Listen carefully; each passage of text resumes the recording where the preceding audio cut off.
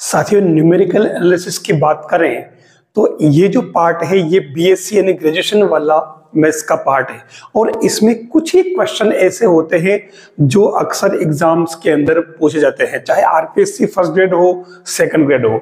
यहाँ क्या है, एक्स के वेरिएबल दे रखे हैं 0 1 2 3 4, ठीक है, और एफ एक्स दे रखा है 1 3 9 और एक टर्म बीच में छुटी हुई है। हमें इसको फाइंड करना है कि इसकी वैल्यू कितनी होगी।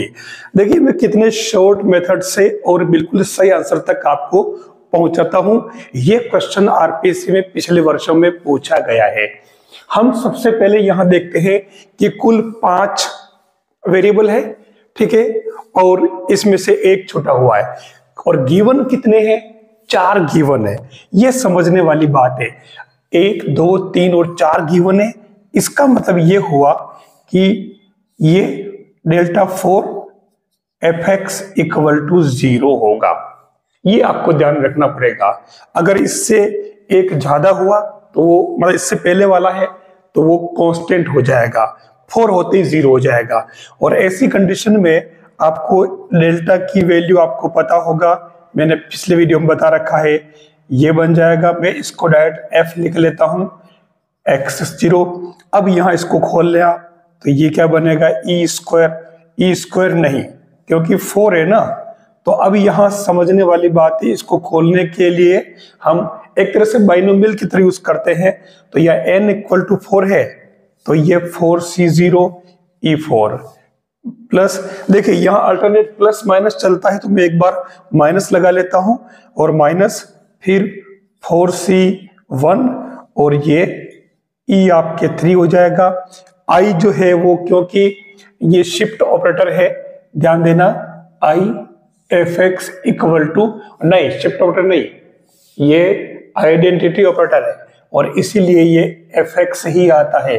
तो इसलिए मैं आई लिख नहीं रहा हूं बार बार। अब यहां फिर प्लस, फिर 4c2 e2, फिर माइनस 4c3, फिर e1 और लास्ट में प्लस और 1 बन जाएगा और बाहर आपके as it is F X लिख दे, मैं एफ ही लिख देता हूं। अब यहां ये तो ऑलरेडी रहेगा e4 प्लस ये आपको पता होगा 4 ही रहेगा 3 और यहां प्लस 4c2 यानी कि निकला आता है, लिखना आता है आपको, ये बनेगा 4c2 2 equal to 4 into 3 upon 2 into 1। तो ये कितना हो रहा, 6। तो ये 6e2 बन जाएगा, वापस माइनस और फिर इसकी वैल्यू करोगे तो फिर से 4 आएगा, पास्कल जो ट्रायंगल आपने अगर पढ़ा हो तो, और बाहर बन जाएगा ये f, ठीक है। अब आपको अगर ध्यान हो तो f e का मतलब क्या होता है, ये e शिफ्ट ऑपरेटर है, ध्यान रखना। e एफ एक्स अगर मान लो 2 है, ठीक है, तो ये बन जाता है f x प्लस 2h। अब यहाँ h की वैल्यू देखो तो अंतराल जो है 1 1 का है, इसलिए h इक्वल टू 1 हो गया। तो हमारे यहाँ पर f x प्लस 2 बन जाएगा इसका मतलब। तो यहाँ e4 है तो सीधा सीधा मैं इसको लिख देता हूं f x plus 4 minus 4 f x plus 3 plus 6 f x plus 2 minus 4 f x plus 1 और लास्ट में ये f x ही रहेगा।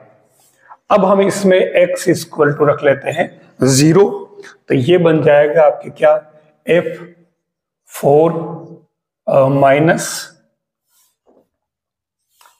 4 f3 plus 6 f2 minus 4f1 plus f1 मतलब 0 इक्वल टू 0।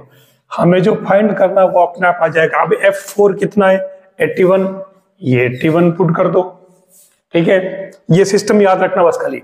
फिर ये माइनस 4 इंटू f3 कितना है, f3 आपको फाइंड करना है, लो ये f3 फाइंड करना, प्लस 6 f2 कितना है 9, तो ये f2 9, फिर f1 कितना है 3, तो ये क्योंकि यहाँ f1 ध्यान रखना ये कहाँ गया, एफ बनाया ना यहाँ पे, ये जो बनेगा ये F1, तो कितना -4 और F1 की जगह क्या लिखेंगे 3, और लास्ट में आपके F0, तो F0 की वैल्यू प्लस का 1 = 0। अब देख लीजिए ये आपके 81 माइनस ये तो आपको फाइंड करना, और ये हो जाएगा 54 और -4 आ जो ये माइनस के 11 हो जाएंगे, तो ये बन जाएगा। आप एक स्टेप और बढ़े दो ना, क्योंकि कैलकुलेशन मिस्टेक तो हो ही जाती है अक्सर। फिर ये इसमें तो 4 में से गया तो 3 और 5 में से 1 गया तो 4 प्लस के, तो ये आपके 4 F3 = इनको प्लस करके और इधर बिठा दो 4 और 8 और 4 12, तो ये F3 = 4 से कट रहा है 3 और 1, ये आपके F3 आ गया जो आपके पूछा गया था। कोई भारी काम नहीं, अगर प्रोसेस समझ में आ जाता है तो हम इजी वे में कर सकते हैं, कोई भारी बात नहीं। और एग्जाम में अक्सर जो पूछा जाएगा तो आपके यहाँ ज्यादा टर्म नहीं होगी, और यथासंभव यहाँ तो केवल 5 थे तो मुझे 4 को 0 करना पड़ा, आपके तो 3 वाले में ही पूछा जा सकता है, तो उसको आप करेक्ट कर सकते हैं ऐसे क्वेश्चंस को। यहाँ जो क्वेश्चन मैंने लिया है ये आरपीएससी फर्स्ट एड के अंदर पूछा गया है, और देखिए कितना सिंपल क्वेश्चन पूछा है। ये कह रहा है कि फर्स्ट टर्म आपको फाइंड करनी है, और उसके बाद कॉन्जिक्यूटिव क्रमागत जो पद दे रखे हैं वो 8 है, 3 है, 0 है, -1 है, 0 है। अगर ये एपी में होते तो अपन डायरेक्ट कर लेते, लेकिन यहाँ एपी वाला सिस्टम नहीं है, ठीक है। इसमें एक सिस्टम है जो अपन इसमें फर्स्ट डिफरेंस, सेकंड डिफरेंस, जो फॉरवर्ड डिफरेंस है उस तरीके से अगर अपन निकाले तो मैं एक छोटी सी टेबल बना लेता हूं। और वो टेबल कैसे बनेगी देखो आप, मैं एक काम करता हूं, इसको तो मैं ले लेता हूं x और इसको मैं ले लेता हूं y यानी कि fx।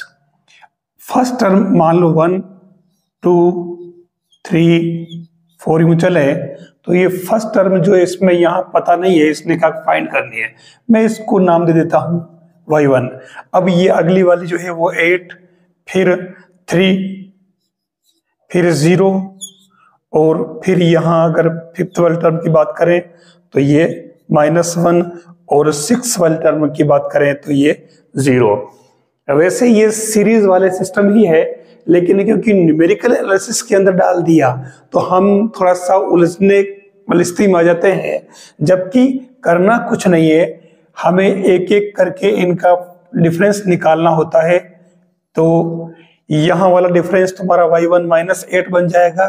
चलो मैं लिख लेता हूँ y1 -8, यहाँ 8 - 3 तो ये 5, यहाँ आपके 3 - 0 तो ये हो जाएगा 3, यहाँ हो जाएगा 0 - 1 यानी कि +1, और यहाँ अगर लें तो -1 बन जाएगा। अब अपन इसमें आगे और बढ़ा लेते हैं इसमें, तो इन दोनों का डिफरेंस लें तो ये आ रहा 2, इन दोनों का डिफरेंस लें तो अभी 2, और इन दोनों का डिफरेंस लें तो अभी 2। अब अगर आगे कर लेते हैं अपन तो ये 0 और ये 0, और वैसे भी आपको पता हो तो इसमें डेल्टा fx = 0 होता है, ठीक है। n टर्म्स के लिए nवा टर्म जो है वो 0 हो जाता है, और डेल्टा n-1 fx जो होता है वो कांस्टेंट होता है, ठीक है। हालांकि अभी अपने को इसकी जरूरत इसमें पड़ नहीं रही है, 0 आ गया है। हमारा काम तो खाली ये है कि हमें ये y1 फर्स्ट टर्म पूछा है, तो फर्स्ट टर्म में करना क्या पड़ेगा, यहाँ आप देख लो ये 5 है और इनका डिफरेंस 2 आ रहा है, ठीक है। तो उस केस में आपके इन दोनों का डिफरेंस कितना हो जाएगा, तो ये यहाँ पर जो डिफरेंस बनेगा, ठीक है, वो इसमें 2 प्लस कर लें तो 5 + 2 = 7, ठीक है। और फाइनली वापस ये y1 -8 = क्या हो जाएगा 7, तो ये y1 -8 = 7, तो y1 = हो जाएगा 15। यही पूछा था जो आपको फर्स्ट टर्म निकालनी थी इसके अंदर।